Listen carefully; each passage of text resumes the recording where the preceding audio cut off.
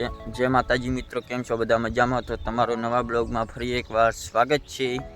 तो आज आपने सवारना वहेला उठीने जवानुं तो एरंडामां पाणी वाळवा, कारण के आज थोड़ो रह्यो हतो पाणी वाळवानुं, तो तेना माटे आपणे एरंडामां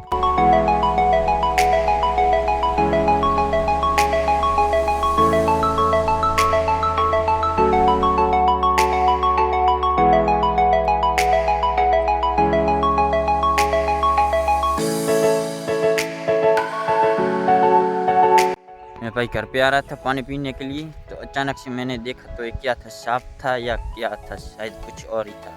मैं अभी आपको दिखाता हूँ, इस जगह पे था,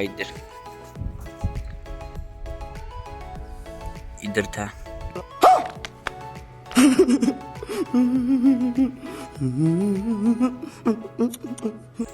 भाई लोग यही सांप था, शायद सांप था या कुछ और ही था, आप लोग देख सकते हो। क्या था ये, आपको पता हो तो कमेंट में बताना जरूर। तो मित्रों आ तो आपने 5G, कारण के अपने घरे 5G हालतुं नतुं, तेना माटे आपणे आ 5G मंगाव्युं हतुं।